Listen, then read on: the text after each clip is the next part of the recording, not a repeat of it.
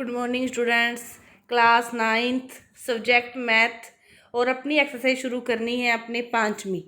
तो 5वीं एक्सरसाइज को शुरू करने से पहले अपने को यूक्लिड की अवधारणाएं और अविग्रहित जो उसने कुछ दिए हैं, कुछ परिभाषाएं दी हैं, उनके बारे में पता होना चाहिए। तो पहले अपने उन्हीं के बारे में जानते हैं। सबसे पहले अपने जानते हैं कि शब्द जियोमेट्री ज्यामिति शब्द है, ये किससे मिलकर बना है? यूनानी भाषा के दो शब्दों से मिलकर बना है, जियो और मीट्रिन। जियो और मीट्रिन, इन दो शब्दों से मिलकर यह बना है। तो जियो का अर्थ क्या होता है? पृथ्वी, भूमि। और मीट्रिन का अर्थ क्या होता है? मापना, कि पृथ्वी को मापना या भूमि को मापना, यही क्या है? ज्यामिति है। इससे ऐसा प्रतीत होता है कि ज्यामिति का उद्गम भूमि मापने की आवश्यकता के कारण हुआ, कि जब प्राचीन काल में भूमि मापने की कोई जरूरत पड़ी, तब जाकर ज्यामिति का क्या हुआ? उद्भव हुआ, ज्यामिति का विकास हुआ। ज्यामिति का शब्द यूनानी भाषा के शब्द जियो और मीट्रिन से मिलकर बना है। और जियो का अर्थ क्या है? पृथ्वी। और मीट्रिन का अर्थ क्या है? मापना। तो ये है जियोमेट्री के बारे में।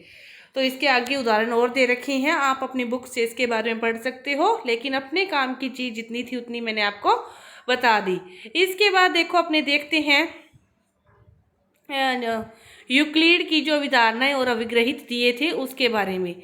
तो सबसे पहले जो एक यूनानी गणितज्ञ थेल्स, उनको श्रेय जाता है कि उन्होंने सबसे पहले ज्ञात उत्पत्ति प्रदान की थी। इसके बारे में देखो, यूक्लिड से पहले भी ये सारी जो चीज़ें थी वो पता थी, लिखी हुई थी, विकसित थी, लिखी हुई नहीं थी सॉरी, लेकिन इधर उधर कहीं ना कहीं ज्ञात थी।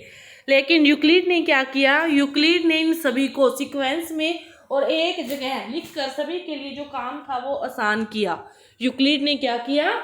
सभी के लिए इस काम को आसान किया, एक जगह लिखकर। इससे पहले भी ये सारी चीज़ें ज्ञात तो थी, लेकिन कहीं भी एक ही जगह लिखी हुई नहीं थी।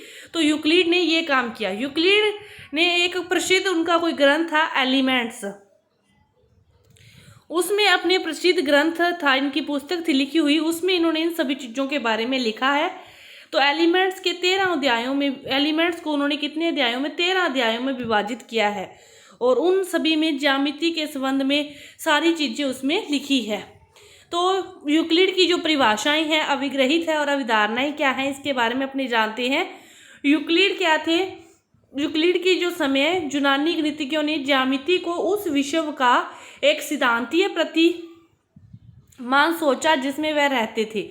बिंदु, रेखा, तल, बिंदु, रेखा, तल इत्यादि की अवधारणाएं उन वस्तुओं से स्थापित की गई जो उनके आसपास थी। उन सभी से ही इनकी जो अवधारणाएं थी उनको स्पष्ट किया गया। आकाश और इनके आसपास के ठोसों के अध्ययनों के आधार पर एक ठोस वस्तु ज्यामिति अवधारणा विकसित की। और एक ठोस का आकार, माप और स्थिति होती है, और उसे एक स्थान से दूसरे स्थान तक लेके जाया जा सकता है। तो इसने इन तीनों की परिभाषाएं दी, बिंदु की, रेखा की और पृष्ठ की। तो बिंदु की अवधारणा क्या दी थी ज्यामिति ने? कि कोई भी ऐसी आकृति जिसकी कोई लंबाई चौड़ाई कुछ भी ना हो, कोई भी एक ऐसा डॉट जिसकी कोई लंबाई चौड़ाई मोटाई कुछ भी ना हो, वह क्या है? बिंदु है। रेखा किसे कहा? दो बिंदुओं को मिलाने वाला लंबाई, चौड़ाई रहित लंबाई, दो बिंदुओं को मिलाने वाली चौड़ाई रहित लंबाई। कि एक बिंदु ये रहा और एक बिंदु ये रहा, इन दो बिंदुओं को मिलाते हैं, इसकी चौड़ाई नहीं होती लेकिन लंबाई होती है, तो इसीलिए कहते हैं चौड़ाई रहित लंबाई को रेखा कहते हैं। और तल किसी भी 3-4 रेखाखंडों से घिरी जो बंद आकृति है वो क्या कहलाती है? तल कहलाती है। तो इन सभी के बारे में इसने बताया यूक्लिड ने। इसके बाद एलिमेंट्स के बारे में अपने पढ़ चुके हैं, उसमें कुछ परिभाषाएं दी है। और सबसे पहले बिंदु जिसका कोई भाग नहीं होता, एक बिंदु वह है जिसका कोई भाग नहीं होता। अभी अभी अपने इसके बारे में पढ़ा कि इसकी कुछ भी नहीं होती, लंबाई चौड़ाई कुछ भी नहीं होती, वह क्या होता है? बिंदु होता है। एक रेखा चौड़ाई रहित लंबाई को क्या कहते हैं? रेखा कहते हैं। कि दो बिंदुओं को मिलाने वाली है लेकिन इसकी चौड़ाई नहीं है, चौड़ाई रहित, यह क्या है? लंबाई है। रेखा के एक सिरे क्या कहलाते हैं? बिंदु होते हैं। रेखा के दोनों सिरे क्या होते हैं? बिंदु होते हैं। दो बिंदुओं को मिलाने वाली ही रेखा होती है। इसके बाद एक सीधी रेखा जो समय पर बिंदुओं के साथ सपाट रूप में स्थित होती है। सीधी रेखा किसे कहते हैं? जो समय पर जो बिंदु है उनके साथ सपाट रूप में स्थित होती है। एक पृष्ठ क्या है जिसमें केवल लंबाई और चौड़ाई होती है, वह क्या होता है, पृष्ठ होता है कि ये इसकी लंबाई है और इस पृष्ठ की ये चौड़ाई है, तो ये क्या है, पृष्ठ है, इसकी इतनी चौड़ाई है और इतनी लंबाई है। पृष्ठ के किनारे क्या कहलाती हैं, रेखाएं, इन्हीं किनारे कहते हैं और ये क्या होती है, रेखाएं होती है। और एक समतल पृष्ठ ऐसा पृष्ठ है जो समय पर सीधी रेखाओं के साथ स्पष्ट रूप से स्थित होता है। पृष्ठ और समतल पृष्ठ में इतना ही अंतर है कि वो समय पर सीधी रेखाओं के साथ स्पष्ट रूप में स्थित होता है। ये परिभाषाएं दी थी यूक्लिड ने। तो यूक्लिड की इन परिभाषाओं के बाद इन्हीं परिभाषाओं से वो प्रारंभ किया, फिर कुछ गुणों को बिना सिद्ध किए सत्य कथन मानने की कल्पनाएं की, और ये कल्पनाएं वास्तव में स्पष्ट सर्वव्यापी सत्य थी कि उन्होंने कुछ सिद्ध नहीं किया, बस सीधा लिख दिया कि ऐसा होता है, कल्पनाएं की। फिर क्या थी वो कल्पनाएं, क्या थी, स्पष्ट सर्वव्यापी सत्य थी। कल्पनाएं उन्होंने ऐसे की थी कि जो वास्तव में स्पष्ट और सर्वव्यापी सत्य थी। उन्होंने इसको दो वर्गों में विभाजित किया, एक को नाम दिया अविग्रहित और दूसरे को नाम दिया अविधारणा। उसने कुछ कल्पनाएं की, कुछ भी सिद्ध नहीं किया, सीधा लिख दिया कि ये ऐसा होता है। तो उन्हीं को, कुछ को तो नाम दे दिया उसने अविग्रहित और कुछ को नाम दे दिया अविधारणाएं। तो अविधारणा शब्द का प्रयोग उन कल्पनाओं के लिए किया जो विशिष्ट रूप से ज्यामिति से संबंधित थी, कि कल्पनाएं दोनों कल्पनाएं थी, लेकिन अविधारणा शब्द का प्रयोग उसने विशिष्ट रूप से ज्यामिति के क्षेत्र से ही जो संबंधित थी। जैसे कि एक बिंदु ये है, एक बिंदु ये है, दो बिंदुओं को मिलाने वाली रेखा कहलाती है, या फिर इसको काटते हैं तो एक बिंदु पर प्रतिच्छेद होती है, तो यह क्या है, ज्यामिति है। इनको क्या नाम दिया, अविधारणा। अविधारणा शब्द का प्रयोग उनके लिए किया जो जिनका संबंध भी ज्यामिति से था, लेकिन जो जिनका संबंध ज्यामिति से नहीं था लेकिन गणित में जिनका यूज होता है उन्हें क्या नाम दे दिया, अविग्रहित। कि जैसे 3 + 2 5 होते हैं, तो 2 + 3 भी 5 होते हैं, तो क्या यह ज्यामिति है, यह ज्यामिति नहीं है, लेकिन गणित में इसका यूज होता रहता है, तो इन्हें क्या नाम दिया, अभिग्रहित। अविधारणा शब्द का प्रयोग किसके लिए किया, जो ज्यामिति से संबंधित हो, लेकिन अविग्रहित का जो ज्यामिति से संबंधित तो नहीं है लेकिन जिनका यूज गणित में होता रहता है, उन्हें नाम दे दिया अभिग्रहित। तो यूक्लिड के कुछ अभिग्रहित हैं।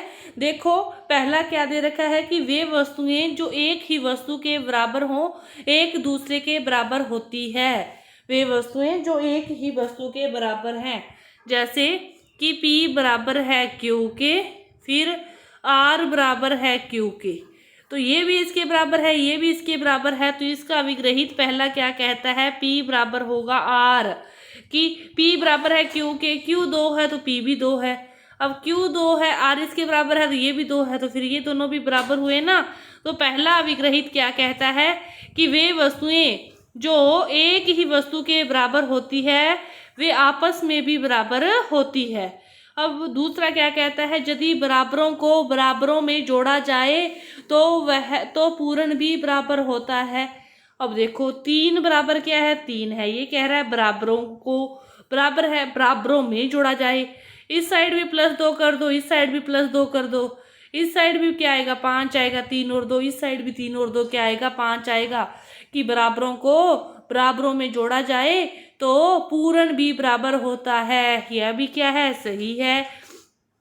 अब तो ये देखने में लग रहा है कि बहुत आसान है, लेकिन कितने 1500-1600 साल पहले की बातें हो रही है, तो तब ये चीज़ें इतनी आसान नहीं थी। अब यदि कह रहा है कि बराबरों को बराबरों में से घटाया जाए, अब वही बात है कि यहाँ पे भी 3 है, बराबर 3 है, दोनों में से -1 कर दो, 3 में से 1 जाएंगे, इस साइड भी 2 बचेंगे, इस साइड भी 2 बचेंगे, तो ये भी क्या है, बराबर है।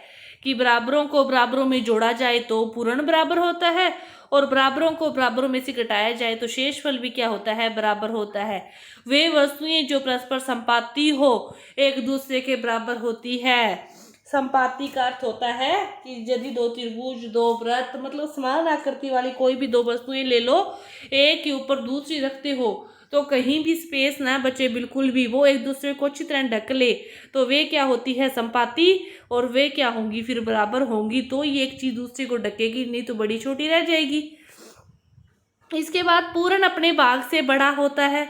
ये देखो आप सर्कल ले लो, कोई भी चीज ले लो, त्रिभुज, चतुर्भुज, सर्कल, सर्कल ले लिया, ये क्या है, पूरे को क्या कहते हैं, पूर्ण कहते हैं। और इसका कोई भी एक भाग ले लो, इतना भाग ले लिया जैसे ये वाला, तो ये वाला भाग इस पूरे भाग से बड़ा होगा क्या छोटा? छोटा होगा। तो पूर्ण क्या हो गया? बड़ा हो गया। पूर्ण किसे कहते हैं? पूरी आकृति को पूर्ण कहते हैं। और इसके एक छोटे से साइज वाले भाग को भाग, तो पूर्ण क्या होता है? बड़ा ही होगा, उसमें से ही तो उसको काटा गया है, तो पूर्ण क्या होगा? बड़ा होगा। इसके बाद एक ही वस्तुओं के दुगने परस्पर बराबर होते हैं। कि एक वस्तु है 2, 2 का दुगना क्या होगा? 4। एक साइड दूसरी साइड भी 2 का दुगना करोगे तो 4, कहीं भी कर लो 2 का दुगना, भारत में कर लो, राजस्थान में कर लो, चाहे आप ऑस्ट्रेलिया में कर लो, तो 2 का दुगना हमेशा क्या रहेगा? 4। की एक ही वस्तु के दुगने, इसके दुगने कितने भी कर लो वो हमेशा 4 4 4 वही उतने ही होंगे, बराबर होंगे। तो ये क्या है आपका छठा। सातवां क्या कहता है? एक ही वस्तु के आधे, कि आपके पास 4 है, अब 4 का आधा आपने स्कूल में किया 2 आएगा, घर पे करोगे 2 आएगा, कहीं भी करोगे तो 4 का आधा 2 आएगा। तो आपस में 2 2 हमेशा 2 ही रहेगा, तो बराबर होगा ही कि नहीं होगा? होगा। कि एक ही वस्तु के आधे परस्पर क्या होते हैं? बराबर होते हैं। ये थे इसके अभिग्रहित। इसके बाद इसकी 5 अवधारणाएं हैं, उसमें से कुछ अवधारणाएं ली हैं, कुछ रहेगी तो अपने अगली वीडियो में करेंगे। तो पहली अवधारणा क्या है? कि एक बिंदु से एक अन्य बिंदु तक एक सीधी रेखा खींची जाती है। कि एक बिंदु ये रहा, कहीं भी बिंदु ले लो, इस साइड में ले लो चाहे इस साइड में ले लो, तो इन दो बिंदुओं को मिलाओगे तो हमेशा एक सीधी रेखा ही खींची जाएगी।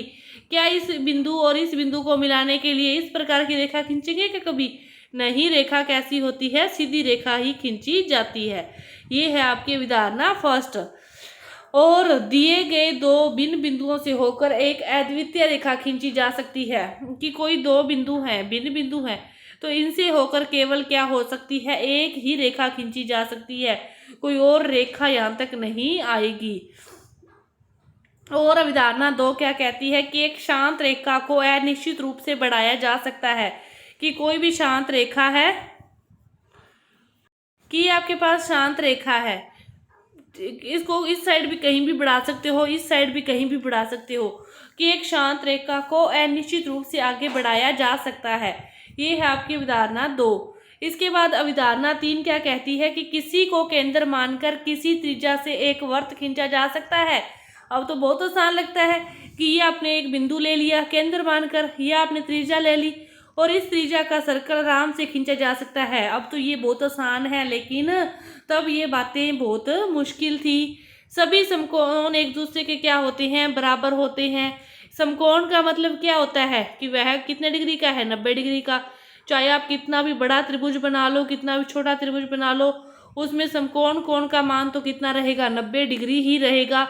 तो सभी समकोण क्या होते हैं? बराबर होते हैं। 5वीं अवधारणा समझने वाली है, मेन मुख्य इंपॉर्टेंट जो है यही है कि यदि एक सीधी रेखा 2 सीधी रेखाओं पर गिरकर अपने एक ही और 2 अंतःकोण इस प्रकार बनाए कि दोनों का योग क्या हो? समकोण से कम हो, तो दोनों को आगे की ओर बढ़ाओ जाने पर वो क्या हो जाता है? उसी ओर मिलती है जिस ओर दोनों का योग समकोण से कम है। तो ध्यान से समझो, ये 2 रेखाएं हैं, एक ये रही एक ये रही, तो इनको एक सीधी रेखा काट रही है, तो ये अंतःकोण है, एक ये अंतःकोण है। तो इन दोनों का योग क्या होगा? 2 समकोण। 2 समकोण का अर्थ 180 से क्या होगा? कम होगा। क्यों होगा? तो देखो कि ये कह रहा है कि इनको आगे की ओर बढ़ाओ तो ये मिलती है, ये आगे बढ़ाई ये भी मिल गई, तो ये एक क्या बन गया? त्रिभुज बन गया ना। ये क्या बन गया? त्रिभुज बन गया। और त्रिभुज के तीनों कोणों का योग कितना होता है? 180 डिग्री। अब यदि इन दोनों का योग ही 180 हो जाएगा तो फिर ये कोण क्या होगा? क्या नहीं होगा, फिर ये त्रिभुज नहीं बनेगा। तो इस कंडीशन में इसका योग आगे बढ़ाने पर, ये तिर्क रेखाएं हैं, आगे बढ़ाने पर मिलती है, त्रिभुज बनता है, इसीलिए इन दोनों का योग फिर क्या होगा? 180 से कम होगा। इस साइड नहीं मिलती, ये आगे जाएगी, ये साइड जाएगी, तो ये कभी भी नहीं मिलेगी। तो इनका योग समकोण से कम, 2 समकोण से कम नहीं होगा, इस साइड ही कम होगा। ये है आपकी 5वीं अवधारणा। तो आपकी ये अवधारणाएं और अभिग्रहित हैं जो पूरे हुए, आपको ये अच्छे से याद होने चाहिए। क्वेश्चनों में ये बहुत काम आएंगे कि कौन सा है पूर्ण बड़ा होता है, बराबरों बराबर जोड़ा जाए तो पूर्ण भी बराबर होता है, इनका अपने क्वेश्चनों में यूज करेंगे। तो अपनी जो प्रश्नावली है 5.1 अपने अगली वीडियो में करेंगे। तब तक के लिए धन्यवाद।